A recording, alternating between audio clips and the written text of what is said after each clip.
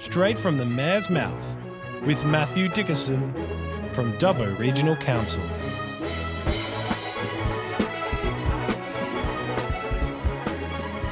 Hello everyone and welcome to Straight from the Mayor's Mouth. Welcome back, mate. You're back from Tamworth. How was it? It was good, and one of the things I love about going to Tamworth is you just see how another city runs a major event. Now, this was their 52nd Golden Guitar Awards, so they've been at it for a few years, and it was one of those things that started off as a very small event. Max Ellis, don't hold me to that, but I'm sure his name is Max Ellis, that started the event. In fact, he was in the crowd there on the night. And normally... Must have been a very young man when he started then. Well, he's a very old man now. Right, okay. But he normally comes up and actually presents one of the awards, one of the significant awards. But I think he must be at the stage, I didn't actually see him there, but he must be at the stage where he's a bit too old to get up. But he was still acknowledged in the crowd when they were presenting that particular award. And it's one of those things that started off as a very small dinner, small event, passionate people like Mr. Ellis, went through and worked at it, and then it grew and grew and grew, and now it's a huge thing. Yeah. Now, we actually had 6 mayors in attendance on the night, I certainly have said to Russell Webb, the Mayor of Tamworth, that it's great when we get the various regional cities, for example, to get together at different events and learn from each other. So we actually had 5 Australian mayors there, and there was also the mayor of Gore in New Zealand. Oh, okay. The invited international guest. Well, they actually have a sister city relationship with Gore, and they do that because Gore holds themselves as a country music capital of New Zealand, or similar. So they've got a relationship there with Gore, and they've actually got a sister city relationship with Nashville in Tennessee as well. I didn't know that, okay. Obviously from the country music focus on there. But anyway, the mayor of Gore was there, and he seemed like a nice young man and talked about some of the things they were learning from their experience in Tamworth, and they'd been there for a few days looking around. But again, it's always good just to see how someone else does something, how they run a major event, and just learn from each other and I suppose share some of those insights as well, which is it's big good. Crowd in attendance as usual, I suppose. Yeah, there was a big crowd in attendance. An interesting Elvis festival in Parks obviously leads into that. Yes. And that's the sort of thing that you can work together. Obviously, when they started the Elvis festival, and that was maybe 25 years ago. I mean, I know you went to it, and that was about 25 years. Day, yeah, I'm sure that's around that sort of time frame. And I know when they first started talking about starting that particular event, it was how can we do something to extend the season, if you like, of festivals, musical events around the area so that they hopefully get some people who go to Parks on their way to going to Tamworth. So why not pick up a bit of extra? I'd imagine there would have been a large contingent of the Elvis people there would have been up there in Tamworth as well. Yeah, I think that's exactly part of it. So it's good to see various communities. I'm sure they work together and talk about the things that might be on and see how they can work to basically bring people out of this region for a longer period of time. When I say this region, it's just regional. It's wonderful. I'm glad to see the fact that you came back and you enjoyed it and got a bit of hoedowning going on, I'm sure, as well. It was fantastic. All right, mate, let's jump into it. So, look, during the week, you had the chance, I know we've talked about this at length on a few occasions in regards to the Belgravia. Now, Belgravia is the group that's running our regional pool system here in our little electric area here of Dubbo. So, Belgravia Leisure. So, you had a meeting here with the manager, the state manager here of Belgravia during the week. Did you get the chance to sort of, I suppose, to discuss some of your concerns that the residents here and council themselves have been talking about? Yeah, that's exactly the point of this. Our staff have certainly been having ongoing discussion with Belgravia. Yep. And as we know, some of the things that have occurred with Belgravia haven't been perfect. They've been less than ideal, and that's been disappointing and frustrating for our residents in not just Dubbo, but we've got 3 pools that they manage, Dubbo, Wellington and Geary. It was a good chance to sit down and talk to the state manager. I know that she'd already had meetings with some of our staff, but I was keen to actually sit down and talk to her just to convey some of the community frustrations. And a couple of things I suppose I emphasise. One is that in any business, you make a mistake and you fix it, then people are generally okay with that. They'd rather you didn't make the mistake. It depends how serious the mistake is. But humans are humans, and people are generally understanding of that, especially if you fix that mistake efficiently. And so I did say, I passed on the message to her that the first thing that I thought was when they did actually have a problem, they didn't really seem to jump all over it, fix it efficiently, communicate, make sure the community knows what's happening, make sure council knows what's happening. So I said that was a little bit disappointing. But then also, I think the general public, in terms of a business sense, is accepting of a mistake. But the second time it happens in a short period of time, then people say, this business, it's systemic. These issues that are happening are an ongoing problem. So one mistake is a one-off, Yeah. but two mistakes, That's a problem. and especially when they're not dealt with accordingly. So I did express that. What was her response to all of that? Well, look, the words were good. In other words, very apologetic, talked about the reasons behind some of this. Certainly, I understand this problem. Getting enough staff is a problem. Every business I talked to in Dubbo, trying to get enough staff and of the right skills and experience. And she said that really we didn't understand how big an issue that was in Dubbo. We've got our model. We do things in ways across Australia and New Zealand. And so we advertise, we get staff, and away we go. But we tried that here, and suddenly we realised that we weren't able to get those staff. Now, this would have been a problem no matter who won that contract or if we kept it in-house, because there's just a lack of staff. They had the advantage. They could bring staff in, which they were doing. They were bringing staff in from other pools across the nation, not just across the state, from other pools, so that they could actually keep the pool open. And we wouldn't have had that ability to do that if we were just Dubbo Regional Council running it like we have in the past. This is a problem, which is a good problem to have, that lots of people need. You've got businesses growing, lots of people need employees in Dubbo, and we just can't get enough people. There's not enough housing for them to live in. Is a staffing problem now solved? Do they feel as though they've resolved that problem? Or They feel like they've gotten on top of that. And one of the issues that I did identify is that when you've got a pool that's open for half the year, it's a pretty tough gig to say, hey, Mark, we think you're a really valuable, really great employee, and we want high calibre employees with experience, so we'll give you a job for half the year, and then the other half of the year, well, look, you can be okay, can't you? What she did say was that their model is typically that they'll actually find employment for staff for the year. Right. Obviously, you can take out part of that time frame with your annual holiday. So you typically, the season opens, the season finishes, you're typically expected not to take your holidays in that time. So then of the months in between, okay, there's a month straight away that you've got your holidays. But then there's other jobs they've got for some of the staff to do, for example, just work on some WH&S practices, work on some other procedures you might be working on. The other thing is that you might sometimes work a little bit longer hours during that season, so you might build up a little bit of time in lieu. But basically, they've identified that as a problem across all of their pools that are seasonal pools, and that's one of the ways to get around it. You might even have some work in some of the other pools that are all year round pools. For example, oh, look, you live here in Dubbo, but for a month, could you go and help out in one of the pools that we've got in one of the other sites? So that certainly will help solve that problem in the future.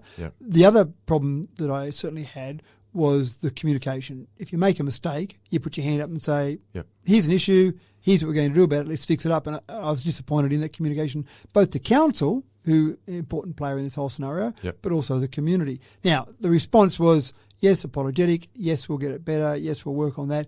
And all the responses in the words were right. But I did say, that's fine, you said the right things, you said what I expected you to say, but the real test will be the actions. Absolutely. They speak much louder than words. Well, these guys, as you've already pointed out, they're a large operation. You would think that for these guys, communication and that management process of how they go about communicating with other management groups around the place would be just a given. So that they have dropped the ball when it comes to that. So I'm hoping here, Matt, and I'm sure the communities, and I'm sure yourself as well, is that after this discussion that you had during the week, things will start to improve. Well, I did say we really need a completely clean slate, everything running perfectly to the end of the year, to the end of the season, and then there'll be the off season, and then you're ready to start the next season absolutely full steam ahead. And some of the stuff was simple. Like one of the days, for example, where it was a busy day, they had some event on, they knew it was going to be busy. They had the canteen open, selling goods, but they hadn't thought to make sure they had enough cash in the till. So during the day, you got to the stage where there was no small change left in the till. So if you came over, you're a kid that had your $5 from mum or dad, and you walked over to the canteen to buy something worth a couple of dollars, and they'd say, sorry, we haven't got change, so you're going to have to spend the whole $5 or just give us the whole $5. And I actually said, that seems pretty basic in a retail world, that you've got a canteen, you didn't have enough change there. And she did say, from her perspective, absolutely right. But unfortunately, the people that they've got there just haven't got the experience to understand that. But again, I thought there would have been the procedures in place to actually do that. Well, you mentioned there the fact that they bring in other people in there to help the operation at the start. So surely there must be some training of some of these new guys in the place to sort of get them up to speed on that. They must be overseeing. If they're seeing this as a part of a potential problem that they face, surely they must be now starting to think we need to really keeping an eye on these guys, keep their training up, do what they need to do to sort of get them up to scratch. That really needs to be the community wants, I suppose, as well. Yeah, that's exactly right. So it's an important discussion to have. I think they know the frustration in the community. I think they know the frustration from council. It's really up to them now to show in their performance rather than in their words that things are on track. And again, to the community, keep giving me feedback. If you hear anything, you see anything that you don't think is right, then absolutely let me know, because we want to make sure we keep them to account. Sounds good. And Matt, during the week, you attended a public meeting at Euchareena. This is a very important meeting. It was actually, it appears as though the meeting itself was one of the wind farm groups called RES, R-E-S, as opposed to REZ, R-E-Z, which is a bit confusing there for people, I'd imagine. It's a bit confusing for me, actually. They were one of the main groups that are obviously involved in the discussions in this with the Euchareena community. Now, I'm assuming here as well is the fact that this is all about what's happening here within the REZ, R-E-Z, the Renewable Energy Zone. And this has given a chance, I suggest, for a lot of the members of the community to express their concerns maybe, or to find out what's happening, or just to get some general feedback of, okay, what are we expecting? I'm sure there's farmers in there that already have the wind farms on their sites to hear more about it, and other farmers who may be thinking about getting wind farms on their sites. So how did it all go? Yeah, it's interesting, and it's always great to have that opportunity for the community to give feedback direct to council. And we had a number of councillors there, which was fantastic, and obviously our council staff. The origin of this meeting was all around the Villages Committee that we have, and one of the many committees that we have is the Villages Committee, and the representative for that area, the Euchareena, Kerrs Creek area out there, is a gentleman by the name of Peter Wykes, and he's a lovely gentleman. He is very active in terms of his community feedback and works with council, and so he actually said there were some people around the area who wanted to find out what was going on in this with RES in terms of the wind farm proposal. There were just some concerns of the community, and it's really up to the proponent to do some community consultation and engage with the community. And there are various steps they've got to do along the way. And if I was a wind farm proponent, I'd be wanting to get in there early and have these discussions, because if you don't give people the correct information, the rumours that start gain momentum very quickly, and then they become facts in inverted commas. So this group then, the proponent RES, are they a large operation that's coming in, or are they a smaller group? Like, who are these people? Yeah, actually, I don't know much about the background of RES. Okay. I know they've got a proposal for, they're calling it the Kerrs Creek Wind Farm. Yep. So that's that part of it. But I suppose I would have liked to have seen them already do this before now. Having said that, it's still, we're talking about 2027 if everything goes ahead according to schedule before they actually build it. So it's not like it's happening tomorrow. Long way to go. They've had some meteorological testing equipment there on site for a couple of years now to make sure the wind quality is good enough, which obviously any wind farm proponent does. Yep. So Peter Wykes said to council it'd be good to organise a meeting to just discuss this with the community. We probably said, sure, it should be RES, but we'll push it here and we'll make it happen. So we basically said, we'll organise a meeting, we'll make sure RES is there, and it's basically the community can come along and they're invited along. We probably ended up with about 60 people there, which isn't bad given the population of Euchareena is probably 37. That's right. I was going to say it's a pretty good turn up. Yeah, that's right. Yeah. And so we gave a brief overview to begin with, just to talk about the idea of the meeting, etc. RES then came along and told everyone about the details of their proposal as they stand at the moment. It hasn't been finalised. They haven't been given approval yet. So it was really about just the general scope and size, about the size and the number of turbines, so 63 turbines, about the height of them, a few things there. And then, actually, I'll go on that first. So then some people ask some questions. And it's interesting, the way people ask questions sometimes just becomes a bit aggressive, and I don't quite understand why people do that.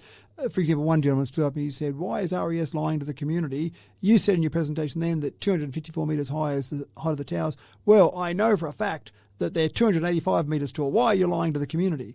And the gentleman from RES said, and didn't take offence to that, which he could have quite easily. Yeah, absolutely. And he said one of our original proposals in terms of our tentative discussions was for some turbines 285 metres tall. But we heard some feedback from the community that they thought that was too large. So we've now changed that, and our latest proposal, which again is still in a draft format, and we kind of had the proposal there and said that one has now got 254 metres. So we're not lying to the community. Yes, we start off at one height. We heard from people like you, and we've scaled them back a little bit now. And there's been some advances in the way power's produced, so we can probably get the same amount of power out of a 254 metre height. And that's tip height. So that's the maximum height, the very tip. So the tower might be 200 metres tall, for example, but the tip height, obviously. So if you just see that little glimpse of a tip at the very top, that might be 254 metres. So get some facts out there like that rather than I don't see any reason why someone from RS would stand there and just outright lie to the committee. He's giving the facts as they stand as of today. Now, the next time they hold that next public meeting, they might say it's now 248 metres or it might be 61 turbines or whatever. He's not lying to the community.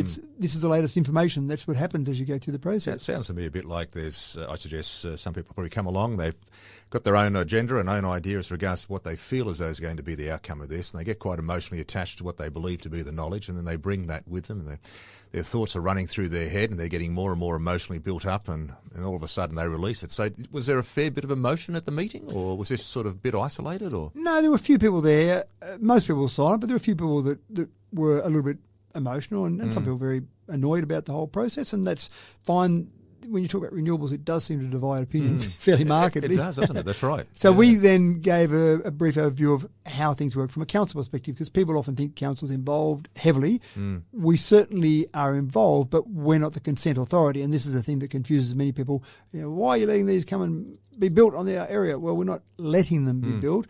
We don't have the final say. Now, of course, some people said, well, you could stop it, you could complain about it, but it goes through, these are typically state significant developments, so they're going through the New South Wales Department of Planning typically. Some go through a joint regional planning panel, but most of them go through New South Wales Department of Planning. Now, we could put an objection letter in. It would have to be a council resolution to put an objection letter in, but I think if you had 50 residents around a particular project, and if those 50 residents all put in their objections with some logic and common sense behind why they're objecting to it, I actually think that would hold more weight than council objecting, because the Department of Planning, being a government department, says, okay, well, that's a council objection. Oh, hold on, look at all these individuals around here that are impacted by it. It's not just a council, it's all these individuals. It's actually interesting, like what you're saying here, you had a large number of people there turn up to the Euchareena Hall from that area who are obviously directly impacted by this development. The general feel then of the residents across, were they in favour of this development or were they opposed to this development?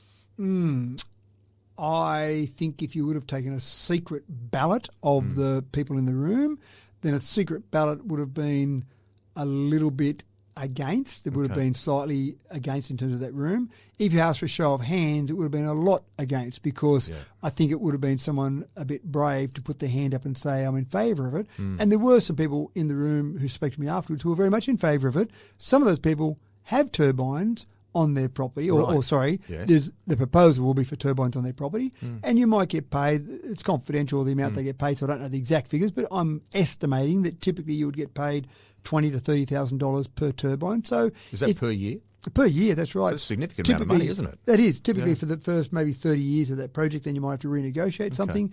But if you look at that, and I've talked to farmers even a couple of years ago, just after the 2019 drought, I talked to some farmers who had some wind turbines on their property, and one of them had maybe in the vicinity of 10 on their property, and they said, my $250,000 or more that I received each year was guaranteed income. I could keep all my sheep or cattle on the property to continue to graze. I could pay for feed for them.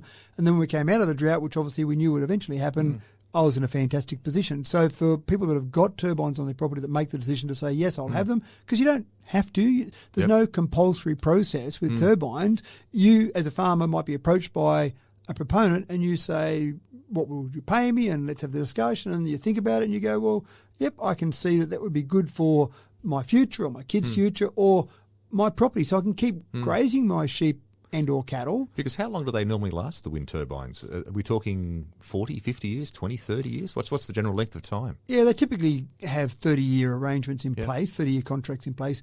But at the end of that 30 years, that proponent has already put the underground infrastructure in. They've already upgraded the roads and the fences and gates on that farmer's property. They've already built the tower. After 30 years, they might say, well, that gearbox is pretty much worn out now. We might replace the head unit or the gearbox, so they might do a complete refurb. But you pull all that other infrastructure and you're unlikely to just to scrap it all. You may as well keep using it. So once you've got them there, they could be there for a long period of time. Even if they're for 20 years, that's $5 million of a short income if you've got 10 turbines running. So that's an incredible amount of money. That's a short income. Correct. That's the crucial part here, a short income and off-farm income. You can get running your property, especially with wind turbines. they don't impact your property that much in terms of the sheep or cattle. They seem to be fine. So there's some people afterwards about that, but in general, the questions coming were slightly negatively focused. Can I ask then, Matt, what were some of the main objections? Because I'm interested to know what, from the community perspective, this is a major development, this res that's happening around here, and obviously there are going to be people who are going to object to it.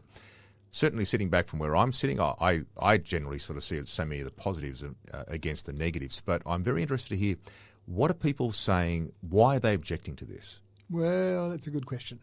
I don't know that I heard any reasons for objections, and I don't know that I heard necessarily outright objections, but I heard lots of questions with a accusatory tone or an aggressive nature. So, for example, so we then council got up and then talked about how a voluntary planning agreement might work and how we might receive some money, and we talked about the 1.5% framework. So all these things that we talked about there. And so we talked about the fact that this particular project, this one project in Kerrs Creek, might generate for the community $300,000 a year, for example, and that will then be indexed over the 30-year lifetime of the project. So that's $300,000 we didn't have yesterday, and we haven't got that yet because the project isn't going ahead yet. But again, let's say it goes ahead. And I estimated that over the 37 projects we've got around this whole area, you might end up, as in council, might end up with $5 million a year extra. So this is just one project, $300,000. So $5 million a year. Now that's $5 million a year that we don't have to go and try and get from rates money. We don't have to try and get grants for it. It's pretty much guaranteed for the life of those projects. And that's extra things we can do with the community. We don't want to say, that normal road maintenance that we do anyway, we'll go and do that with that money. We want to make a difference in the community. That's a really important part. So some people said, how much money is council getting out of this? And so we said, sure, $300,000 would a rough estimate, 1.5% of the total capital investment value divided over the life of the project, index, etc. But say that, and someone said, well, that's not much money really for this area here. But when you look at the amount of money that might be spent in the Euchareena area from council, it's actually quite a significant amount of money in the whole scheme of things because it's not a very big area and there's not many rates dollars that are generated from that area. I've actually asked our CEO to give us some information around some of the villages, how much rates money we generate. So I won't say how that compares to the rates money we generate, but obviously $300,000 is still $300,000 extra. So that sounds good. But then someone stood up, some of the silly stuff. Someone stood up and they said, so I've heard a rumour that you guys, as in pointing to myself and council staff, I'm not sure whether it was all councillors or the CEO or who it was, but you guys are getting a sweetener from RES. A personal sweetener for yourself. Well, didn't go that far. A sweetener from RES to let this project go ahead. And you think about saying things that you think are funny, but you know they're not going to go down that well, that sure, they've just guaranteed me $1 million a year for the next 30 years. Is that what you're talking about? I'm sure that would have gone down very well. Yeah, and so you think, really, do you think that they're paying us off? And the crucial thing. So I said, just to put the rumour to bed, no, I can't talk for any other councillors, but I'm pretty confident that they would put their hand up and say no as well. Absolutely. I personally have not been offered anything from any renewable project, any financial sweetener or any job offer or anything at all. I'm wondering, listening to what you're saying there, and you talked there earlier about the fact that if there had been a vote, that the vast majority would have been opposed to the development. I'm wondering if a lot of that opposition has come from that whole sense of distrust of government, of big business, of, that type of an idea, the fact we just don't want change. The change. That we live in a community out here, it's a small little community, we like it like it is, we just don't want the change. I'm thinking maybe, I don't know because I don't live there, but if there's no obvious reason for it, could that well be part of the problem? Yeah, I think you're probably right. I think the whole change, it is change, it's different. I've got my farm, I'm running my farm, I've been doing that for generations, leave me alone, everything's okay. Yeah. But, so go back to that, so sweeteners, no, I assured them there's no sweetener that was taken there. No, and I said, and it wouldn't make a lot of sense for RES if they were that way inclined, and I'm sure they're not, but if they were that way inclined to go around and offering bribes or sweeteners or whatever you want to call it to various people, then offering that to council would be a bit silly because we don't get to make the decision. So if you're going to offer sweetener, and again, I'm not saying they are, but if you were going to offer a sweetener, you'd offer it to the New South Wales Department of Planning because they make the decision. So you may as well go and offer you a sweetener because you have as much influence in the decision as I have in the decision. So that would be silly. So, no, we can put that one to bed. and it's all a bit silly, and it's almost a bit insulting that people even say that. But sure, bring it up in a public forum so we can say that there's no sweetener there. Yeah. So that's one part of it. What we did say is that our job in all of this is to maximise the benefit. So we will have discussions with RES and we'll be saying, we want you to give us money, not me personally, not to go into my bank account, but to give council money to be used, and again, specifically in the Euchareena area. Yeah. Now, to give them an example which we gave for another planning agreement that we've got with another company, because we've got nothing in place with RES yet, but another planning agreement, we said that the majority of this money that comes in each year needs to be spent in a 20-kilometre radius of that particular area. Okay. Now, some people say, well, you should do it a smaller radius, but some of these projects are out in a regional landscape where you've got a few country roads and you couldn't spend $300,000 in a, let's say you said 10-kilometre radius. Yeah. You might spend that $300,000 in the first year on some road upgrades, but then the second year you go, well, the roads are already pretty good now. What do we spend it on now? Yeah. Really, what my view would be is to spend that money in the area, in the local vicinity, in a way that can make a difference to that area. So widening out 20 kilometres means you've got the ability to spend it in a bigger area in ways that will make more of a difference. So you might spend it in Stewart Town, which might help the overall area attract some people, for example, rather than right in the Euchareena area. But they were worried that Big Bad Dubbo would take all that money and we'd spend that. And someone said, well, what about if you've just got a project in Dubbo, you want to get finished off and it's a bit short and you just take some of that money? I said, well, the planning agreement is a legal document between the proponent and council, and that has perimeters in there, which we've done in other ones, where it says exactly the perimeter. So that would mean council would be breaking a legal agreement. Sure, if you don't trust council, then they can go and do that. But no, that's not their idea of it. So again, talking about the benefits in the area, I didn't hear a lot of objections. I did hear some people who, again, were a bit accusatory of council. For example, they said, why isn't Cabon Shire at this meeting? Well, there was a Dubbo resident, Dubbo Regional Council resident. Is there any reason resident. for Cabon Shire to be there? Well, that was my point. A Dubbo Regional Council resident sitting on a villages committee said we'd like a meeting to talk to the community in Euchareena, which is in Dubbo Regional Council, in relation to a proponent, RES, that's building a wind farm in Dubbo Regional Council local government area. Yep. The number of wind turbines in Cabon Shire is approximately 0. Yep. So the reason you would have Cabon Shire there would be, I'm not sure. Well, So- it'd be like sort of happening, something being built in Molong and then the expectation that someone from Dubbo needs to be there. Yeah, Like, that's why? right. Now, it was a public meeting, so people could come along, and there were some people from Cabon there, but they were saying, see, we know what's going on here. Dubbo Regional Council didn't invite Cabon Shire Council to this, and our CEO stood up and said, well, I've had discussions with the CEO or the GM of Cabon Shire, and we're relatively aware that this is all happening. From Cabon Shire across the border, you can actually see, you'll be able to see these wind turbines, but I'm not sure that that means that we've got to invite them, and RES certainly don't have to invite them along. But again, it's a public meeting, anyone can come. I actually rang the mayor the next day, Kevin Beattie, the next day, just to have a talk to him. I didn't get on to him, I left a message, but I'll catch up with him to see if there's anything that I missed there, any reason that we should have included them. But again, there were residents there, and some of the almost the harshest questions or the most aggressive questions came from some of these people from Cabon Shire. Yeah, and right. again, you just think, well, is there any reason you need to be that concerned about it? Yep. Is there anything that's happening we don't know about it? So I don't really know exactly what some of the objections were. Now, the other thing that was interesting that came out of all of this, sorry, the other part I suppose that was important is this is the first meeting. So people said, why haven't we been told about this before? Well, it's probably 2027 before this will be built.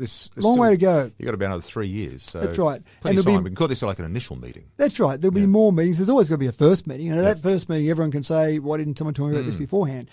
The other thing that was interesting was that once we were there, and one person stood up and said, right, thank goodness, lucky this wind farm's happening because this gives us the chance to finally have you lot come out and talk to us because you've ignored us. You've left us alone. You've ignored us. And I did point out it's a two-way street. If you've got an issue that you need it taken care of, well, you can call council, you can call me, you can send emails. Have there any contacts been made with any of this sort of information? So there were some things there that needed to be sorted out. Apparently, the last council, when they were out there, the mayor of the last council went out there and promised them that they'd put a bore in for non-potable water. They've got a water scheme there, about 22 houses on a scheme, and that scheme is something that they generate themselves, they pay for the money for themselves, and that basically takes some non-potable water along so they can use it on the garden. So according to the one person there and someone else backed them up, the last time there was a meeting out there, the mayor was there and he said, I promise you I'll go and build So that a was a bore. few years ago now, I'd assume. That's right. And so again, I thought, well, Okay.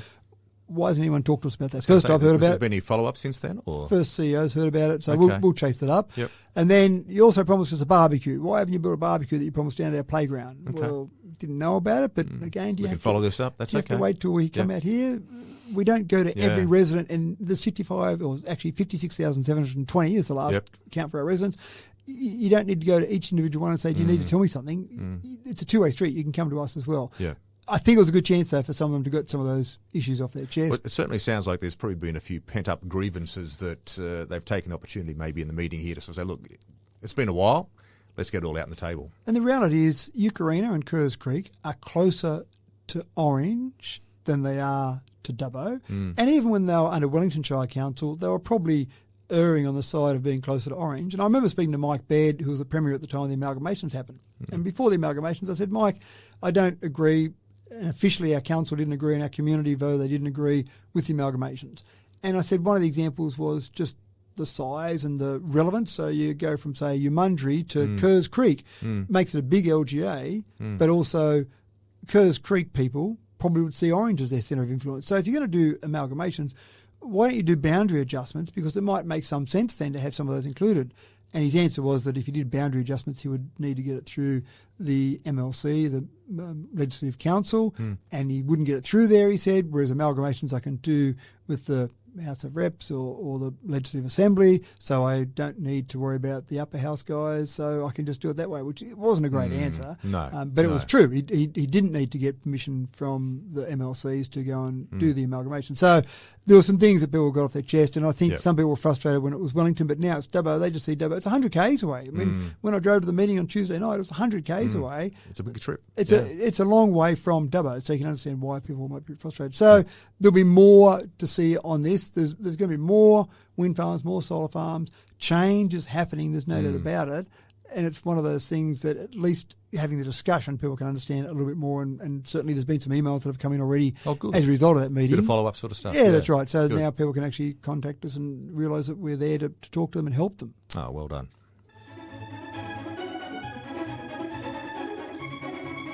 All right, now, you had your first councillor workshop for the year. It's already started around, kicked around already, isn't it? So here we are into February and the workshops have begun. Let's look at the first one here that was discussed there, the first point of discussion. Overgrown blocks. Now, I'm not talking here about the facts that, a block's suddenly grown from 800 square metres to 900 square metres. I think we're talking here more about overgrown blocks when it comes to weeds and all those type of things. Is that right?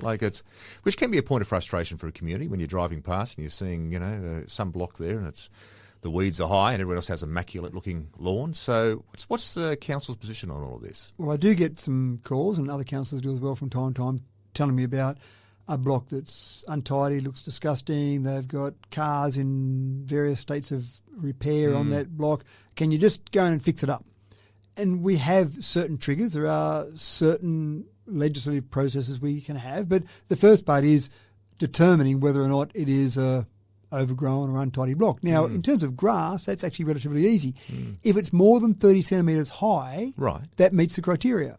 Oh, really? Yeah. Oh, I have to be a bit careful out there at Fir Grove because I'm pretty sure sometimes my grass gets a bit above 30 centimetres. Yeah. And that's the thing. I thought 30 centimetres doesn't seem that long. I get more people concerned about when someone's got old cars and sheets of iron. Sheets of iron are a bit of a worry because obviously snakes might like the idea of being between those sheets of iron. Yeah. So if it is dangerous or if it's untidy, and again, we've got a process, there are certain steps there we can actually decide. So can you talk us through the steps, how the steps work? Well, again, it would be someone would make a complaint and then our staff would look at that to make a determination. Now, the grass would be easy, but the other components about it being dangerous or being at the stage where it is classified as untidy, again, someone might say, I love my old cars. What are you saying that these cars look ugly? The rust in them looks beautiful. So you've got to go through a process. Does a ranger go out to have a look at that? You would actually, you'd get one of our staff to go out, or typically be a ranger or maybe one of our other staff in that same area to go and have a look at these blocks or look at photos initially, obviously. So the complaint would come in, we'd look at that. Now, that's when it gets interesting and tricky. We've got certain legislative processes and certain time delays that we've got to enable to be able to get to the stage where we can finally ask for some action to be taken. So we can issue orders, for example, we can even fine people. But let's say a complaint came in today and it was determined by our staff, yes, it meets the criteria to be a block that we need to take some action on. It would take approximately just over 50 days before we could issue a fine for that. Is that right? And you've got certain So the best triggers part of 2 months almost. Yeah, and you've got certain triggers along the way. So we would send a letter and you've got to wait for 7 days for that, and then we've got a certain number of days to respond, and then we could go back and then we could issue orders. We could say you've got to clean it up, and et cetera, down the track. Right. And then again, after 50 days, we can fine them. Now, some people have said, well, why don't you just send in some of your guys and mow that and fix it up and then charge that to the resident or put it onto their rates? Because here's the thing, if we issue a fine, and so some of these blocks that we're talking about, the fine that might be issued is often to a place where no one's living, and it's usually someone outside the LGA, and it's someone it's an abandoned house for all intents and purposes.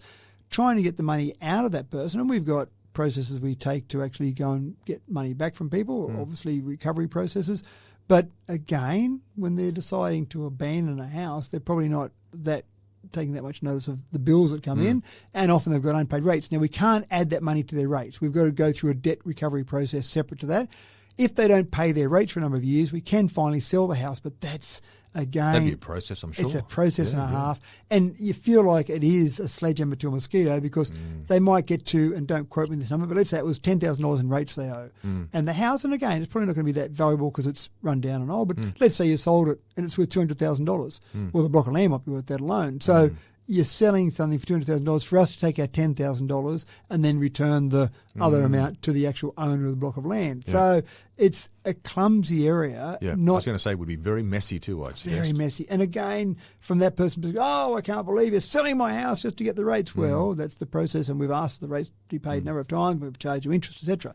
So the big decision we'll need to make in the future, as a result of this workshop, it was, where's the next step? So at the moment, we've got the process we go through, we'd issue a fine, but typically we wouldn't say, our staff, that the policy is not in place to go and actually clean up the place. Right. We wouldn't go and do that and then try and get the money back from the person. But do we want to do that? Is that something we want to do? Is that a possibility? Absolutely right. There is, so even under things like Privacy Acts, Enclosed Land Acts and all those type of things, you can still do that? So again, there's a process and there's timeframes associated with each step of the process, but we could eventually get to the stage we do it, and we would have a fee. We might pay a contractor, for example, and whatever that fee was that we paid the contractor.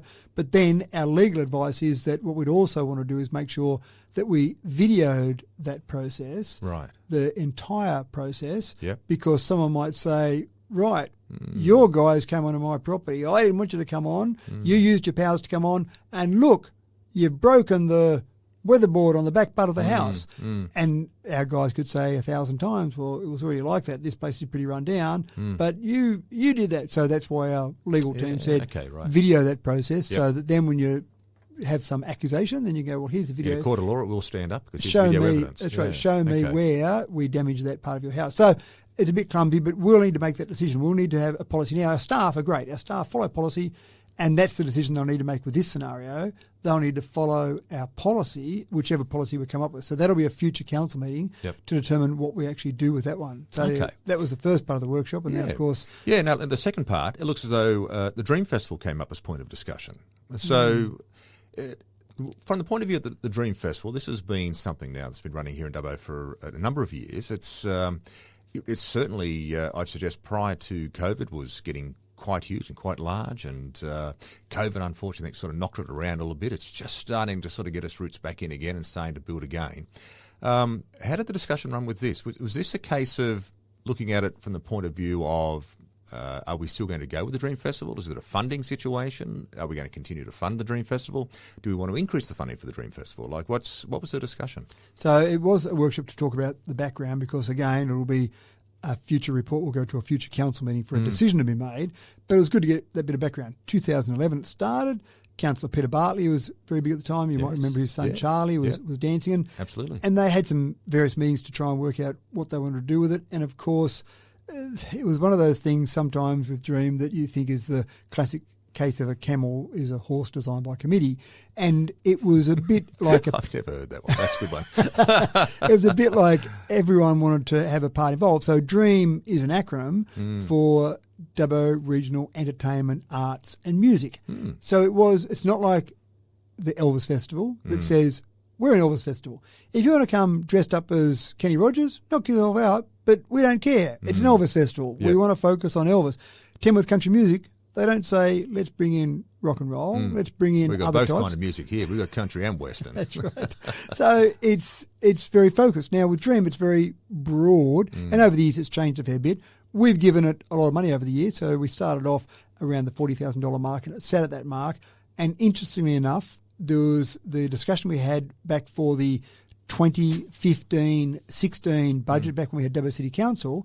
The discussion, and I actually found a newspaper article or a media article about exactly this, where I was quoted back then as Mayor of Dubbo City Council saying, yes, we've given funding to DREAM again for the 2015-16 financial year, but we've said to DREAM, this is it. You've now had 5 years to get up and going, and you're taking the $40,000 from council each year.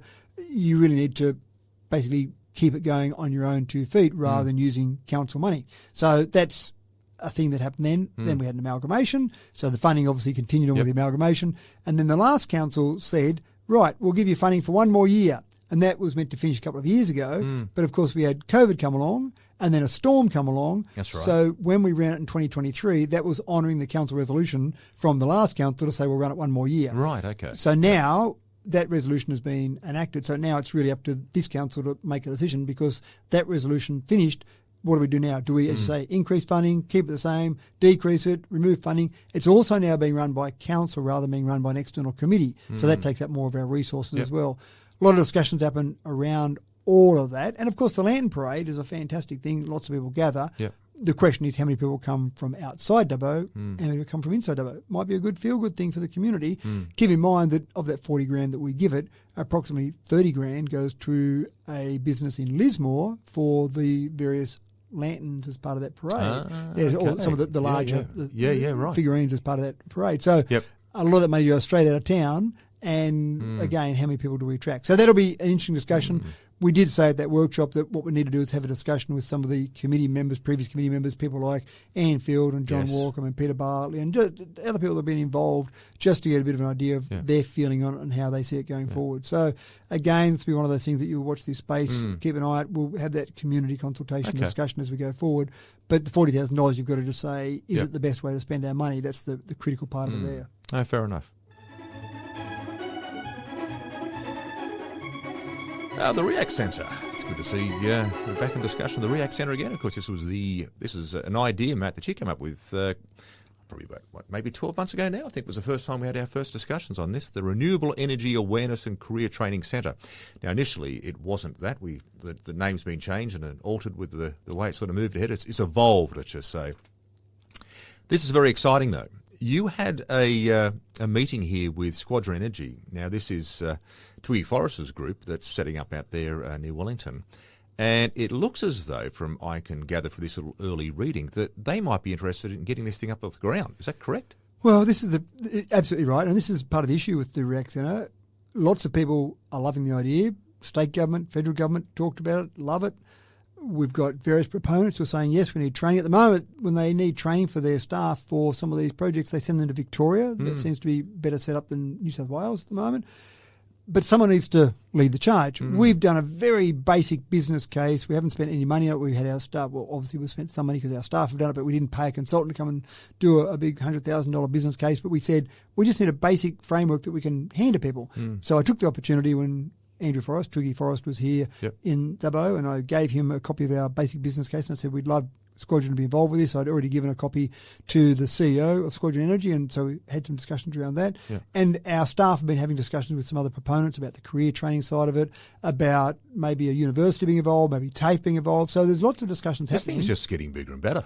It is. It really is. It's really evolving. And so Squadron actually said, let's have a meeting. So the CEO and I sat down with a meeting with a couple of other people, and okay, how do we make this happen? And so they're keen to take the initial idea and develop it to much more granular detail. I suppose the next level of business case to start to wrap some numbers around the construction, the running of it, and even who runs it. And this is the critical thing. And I did talk to this with Squadron. Yeah.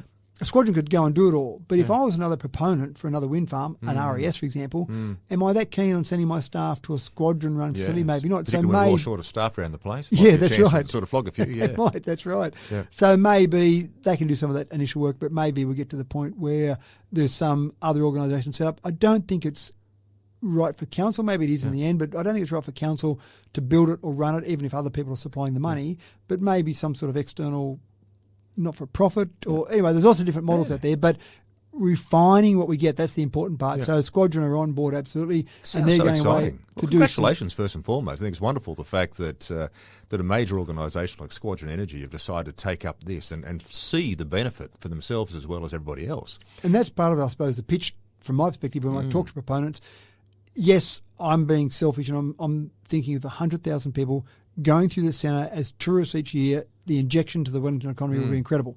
But I've got to pitch it in a way that it makes it attractive for proponents. So if I can tell proponents that they can get the training they need for their staff there rather than sending in Victoria, get it done right here where the project is, then that makes a lot of sense, and financially that makes more sense for them as well. So it's happening, it's ticking away. It's probably gathering momentum faster than I thought it would. And I did say to someone the other day that they were talking about something they were trying to get off the ground and it wasn't really getting anywhere. And I said, well, you've got to have an acronym. If it hasn't got an acronym, it's not going to happen. All the good things have acronyms, don't they? That's right. So, exactly. and as you're right, we did start off with a REAC, Yes. but now it's become a REACT Centre. And I think that's important because the T is the training part, which wasn't in the original vision that I had. But the training part, I think, will be how we'll get the proponents on board. I still want that abseiling down the side of that. Oh, absolutely. I say that to all the people because you might need to do that from a training perspective. Absolutely. So why not do it from a tourism I perspective? want a tourist back. Get the tourist party to it.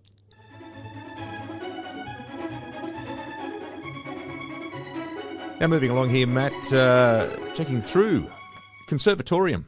This is the Music Conservatorium here in Dubbo. Now, we talked about this and raised this that, or maybe a month or so, that there had to be a decision now being made in regards to what's happening. History, Matt, you can sort of talk us through what happened here with this and the council decision in regards to assisting the Conservatorium. But has there been further advancements been made? Are we now at a point whereby something is going to happen? Well, I suppose the purpose of this is just to give people a bit of an update. We've talked about it before. I won't go through the whole history back to April last year with the council resolution, but essentially our staff have had further discussions. There's a new director there at the Conservatorium. Right. So they've had further discussion with some board members and the director, and essentially they've informed us that the pressure's been released, at least for the moment, by the Department of Education, who were pushing to move them out because they want to move in. That was the whole thing, wasn't it? That's right. The pressure was on to get you out the door. That's right. So that pressure's been released to a certain extent. So they've been scoping the construction for the fit-out, which obviously would deplete their $1 million of reserves, but they knew that in the first place, so that's part of it. And then they also have to have a certain level of cash reserves to operate without income, which doesn't make a lot of sense because that would be the same for any business, wouldn't it? If you said to any business, how long can you operate without income? Well, probably not long. In fact, individuals, how long can you operate without income with your home loan and your food on the table? How much do you have in cash reserves? For most people, it's not a lot. They're going from pay packet to pay packet. So that's interesting. And because there's a lack of certainty, we gave them a 5-year peppercorn lease and then a 5-year extension. And because they haven't got complete certainty around that second 5-year term, that's a concern for them as well, which I don't think should be a concern. But our staff have basically said, give us some formal correspondence from the board back to council, because at this stage it's only been discussions. It's a long time to have discussions for. Give us some formal correspondence back to council so then our staff can bring that to councillors and if we need to go to a council meeting to further resolve something. So it's a bit of an update. Things are ticking away. So they're going to stay where they are right now and they're not going to move into what was the old Carpet Centre building there on Darling Street? They are, but I don't know, and I'm not sure if they ever know how long they can stay there for. Right. So it's an open-ended option right now still for them? It's still that centre's still available for them if they need it, or? Well, this is what I think we've got to refine. I don't think it's fair and reasonable to leave a building, a council-owned building, a community-owned building, there forever for someone to take up the offer one day if they feel like it. So I think we've got to refine that, get some more direction and put an end date, I think anyway, on that lease offer so that they can have an end date to work towards and they can have discussions with the Department of Education. And we know that we've got an end date for that to use that building. We could lease it to someone else or put it in as part of a master plan, whatever we want to do with it, but then we would know rather than say so we've it's at got to that leave discussion stage now to hopefully something more formal coming through from the Conservatorium so that council can then make a decision in regards to what they're going to do with this building. it. Correct. Okay. Exactly right. Now, during the week you had a fun little activity here. You went along and attended the Star Club in Dubbo. Now the Star Club, was this the old Riding for the Disabled group? Is this the same operation? They've changed it now to the Star Club? Well, I wouldn't say exactly the old Riding for Disabled group. It's the Star Club Equestrian group. Right. And I suppose that I would suggest that it's kind of replaced a little bit of what the Riding for Disabled did. So essentially I went out to a property on Rocky Road. They had a nice area built there where you could have kids on horses, and some of these are kids under the NDS program, for example. Yep. But there are Star Clubs around different locations, maybe 7 around the state. Okay. And so they basically set up a program. They're starting off at fortnightly. They said pretty quickly it'll probably go to weekly. Yep. And essentially you'll have kids come along. They get to be on a horse and ride it in a very controlled environment. But if they show that they're going okay there, they might go to a slightly larger environment. But just good to see good people in our community. And this is a couple that own a property. They've obviously got horses and got a passion for horses. Yep. Basically providing this service, and they'll be paid for this service under their NDS clients. I'm sure they'll do some volunteering as part of it as well. Yeah. But again, a good outlet for kids to just basically get out in the outdoors and do some sort of activity. And one of the people I met there was a young girl from Tamworth who is been involved with the Star Club in Tamworth for a little while and just loves the Star Club so much. If there's something somewhere else, she says to her mum and dad, can you take me down to that? Is that lovely? So she was down here in Dubbo, all excited about it and getting in there and just being near the horses and the horse, we had a photo with the horse, very placid horse. I'm not the greatest fan of horses. I know growing up I used to ride motorbikes. My sister used to ride horses, and I said, you can have your horses because they've got a mind of their own. I'd rather have a motorbike because I have some control over this thing. That's right. It hasn't got a mind of its own. Maybe it does feel like it sometimes. Yeah. But very placid horse. Let me basically pat the horse and stand there next to it and very calm. So it's just one of those nice things in the community that there are so many things that happen in our community. People don't always realise all the things that are out there and all the people that are involved in the community in a range of activities. Doing wonderful things. If I'm a parent, if I've got a child with a disability, how would I access this group?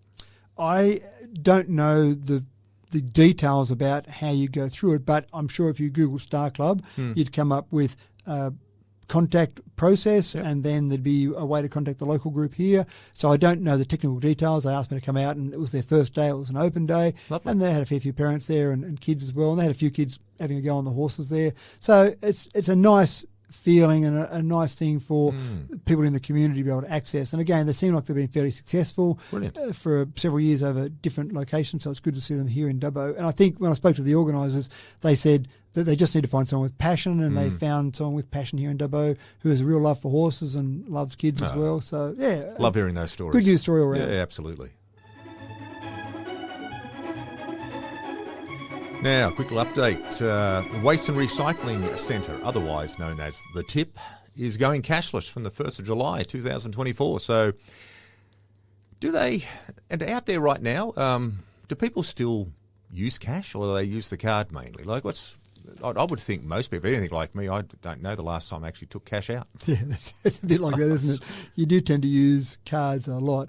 So the very small percentage, sorry, to answer your question, 1.03% of all transactions went through last financial year as cash. Yeah, right, okay. Yeah. So that's... So you may say 99% of the transactions are pretty much using your card. And that's by number of transactions, not by the actual amount, if you know what I mean. So it's not like 1.03% of all the total quantum of money that went through was cash. It was 1.03% of the transactions, all the transactions. Opposed to the revenue. Yeah, that's right. So one of the things is that when you've got cash kept on the premises, then some thieves might find it attractive.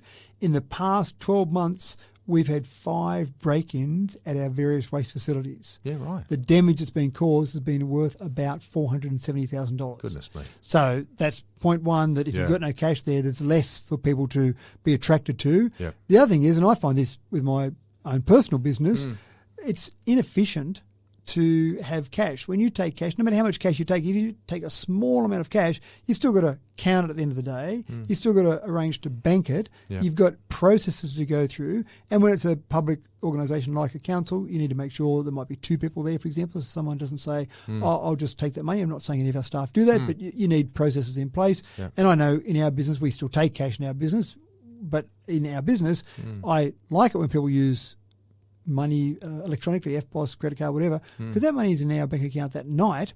Cash, I've got to go through that process, count it, bank it, all the rest of it. So we think that will be better. And also it's probably quicker. When someone comes along to pay, they tap and keep going, away you go. rather than, I've just got this money here, hold on, I've got a bit more here, I'll get this cash out there. Yeah.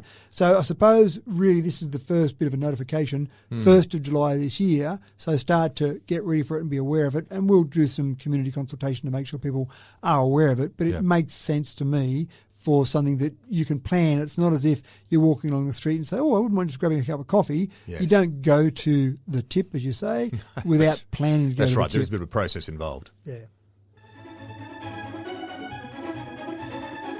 Another nice little thing that you attended during the week was the commissioning of a new minister here in town. Now, this is the Holy Trinity Church, new Anglican minister there, or I think they refer to him as a reverend on the COE side, and so the Church of England side. So this is interesting. I can't remember attending a commissioning before. So it's I don't think they happen very often, would they? Probably not. A new minister comes along, and I'm just trying to think. In the past, we've had new ministers turn up in Dubbo before, and I know I've gone along and met them and said hello to them and welcome to the community. But I don't remember a commissioning process. Maybe they've done it before and I haven't been invited. Who knows? But I was invited to this one. Well, it's actually sort of a bit of a question here for you. You may be able to answer this for me. A commissioning, is that to explain to people what a commissioning is? Is a commissioning the fact that you're the new reverend to this church, so you're being commissioned as the new reverend to the church, or? Because I wouldn't think you'd be commissioned as a new reverend. No, for the church. It's going to be just for the church, the new premises you're sort of taking over. Is that right? Speaking without any expertise whatsoever, no knowledge of the... You sound as though you already know a lot more about this than I do. So no knowledge of the English parish. All I know is on Saturday I went along and there was a lovely process, and I formally welcomed Andrew Thornhill, Reverend Andrew Thornhill, to the community. Right. And there was a mass and a luncheon afterwards, and he was commissioned. So, there was. It was lovely. That's right. We had the very Reverend James Hodson, the Dean of Bathurst, who came along and conducted the service. So, again, it's a nice way to mark in the community that someone new has come along. Yeah. But again, from my perspective, the opportunity that I took was just to give some information, some background on Dubbo, just talk a little bit about Dubbo and just the way we do welcome people wherever they come from, whether they come from another country, whether they come from another town nearby, but just to give, I suppose, a bit of a snapshot of Dubbo. And again, I got a chance to talk to Andrew and just give him that sort of information personally as well. But it's a nice process, and nice to go along to that process and be part of it. Absolutely. That's fantastic. Now, speaking of important things that are coming up, applications are now open for the community grants. There's plenty of groups out there, I'm sure, that could do with a few dollars this year to help them run their organisation, run their events. So community grants are open. This is a fabulous opportunity there for people to get some extra bucks in their bank accounts for their great little organisations they run. So how do they go about this? So there's 2 different parts to this one. One is the Community Services Fund. Right. And the other is the Bodangora Wind Farm Community Benefit Fund. Oh, that's a new one. Well, no, that's one we've had, but I'll talk about those two separately. We did. We had a money last year went through Wellington, though, doesn't it? Is that right? That's exactly right. So I'll get to that point. So these applications open for both of these on the 1st of February, so during the week, and they need to be in by the 29th of February, so the end of the month. Not very often you get to say something's got to be in by the 29th of February. 29th of February. That happens once every 4 years, doesn't it, eh? There was a friend of mine who got married on the 29th of February, so he figured that he could get away with his... Been 40 years? Actually, only 10, really. That's right. So get away with fewer presents there. So the 2 different funds. Now, one of them is our standard community services fund. That's council. You may remember that we rolled together 2 different funds. We had the 2 and pulled into one. That's right. And so that's for anyone in the community. Now, these have all got to be put in via Smarty grants, online applications. We don't take paper applications. We don't take email applications. You've got to go via Smarty grants. And that seems to be pretty well accepted by most people in the community, and also most communities, many people use the Smarty Grants process. Good. So that's that one. Now, you've also got the Bodangora Wind Farm Community Benefit Fund. Now, this is available to people in the Wellington district. So the conversation we had before about 20-kilometre planning agreement, etc. Yep. So this is only Wellington district, and That's because of that planning agreement made between Iberdrola and the council. And again, that goes back many years ago that agreement was made. So now, similar... The figure for that one, was that around 100,000 or something? Or? No, the figure for the Bodangora Wind Farm Community Fund is around the $73,000 mark. And the Community Service Fund is around the $82,000 mark. But that's just a memory there. So I checked that. I know you're very good with numbers. I'm pretty sure it's going to be pretty close to the mark. The bottom line is that those two funds there, and similar in terms of what you've got to do, not-for-profit organisations, community organisations, support projects, programs. We want to see social, economic, environmental outcomes, local communities. So all the sort of things you'd expect. Read the criteria and make sure you're eligible, obviously, and put that application in. And put in as much information as you can. That's really important because there's a couple of things that happen. The applications close at the end of February. Then you'll have our staff go through and look at those applications, and then there's a decision made by councillors at a council meeting, a public council meeting, and that's the important part. The councillors in a public council meeting formally resolve who gets this money. So our staff might make recommendations. They say, we're going to assess these and here are the ones we recommend, but it ultimately comes down to council. So the community can't blame staff, that staff member doesn't like me or they've got a favourite.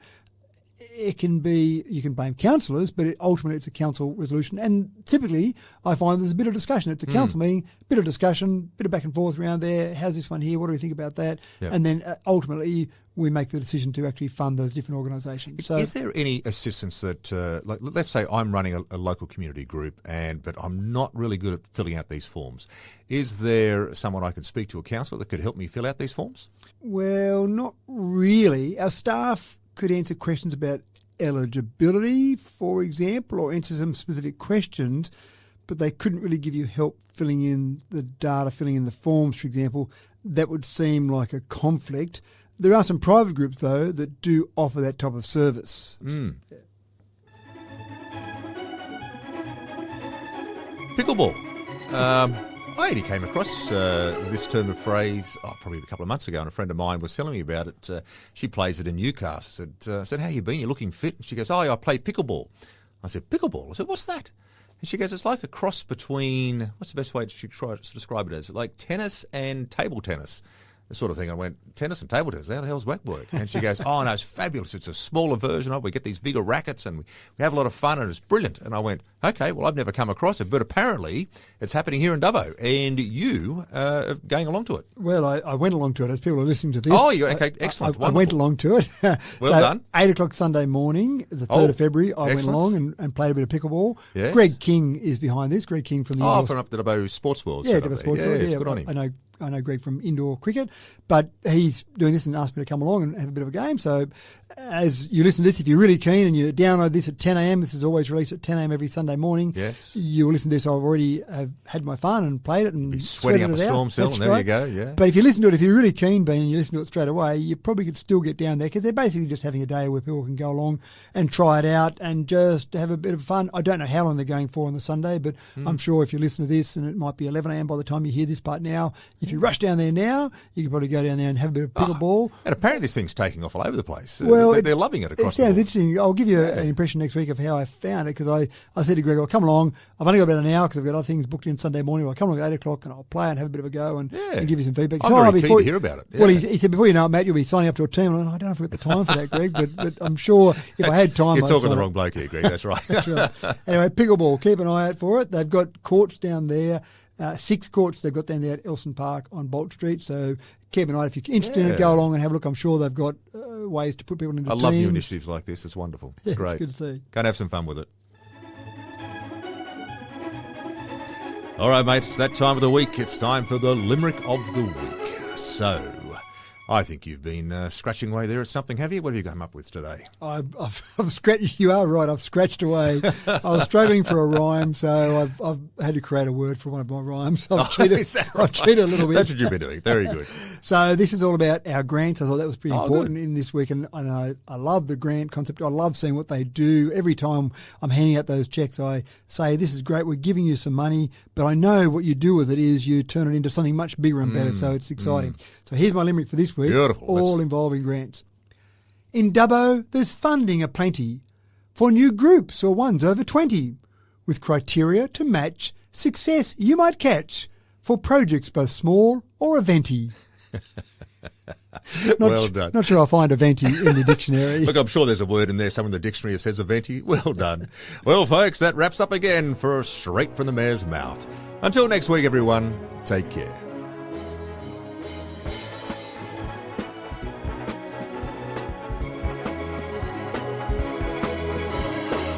Straight from the Mayor's Mouth with Matthew Dickerson from Dubbo Regional Council.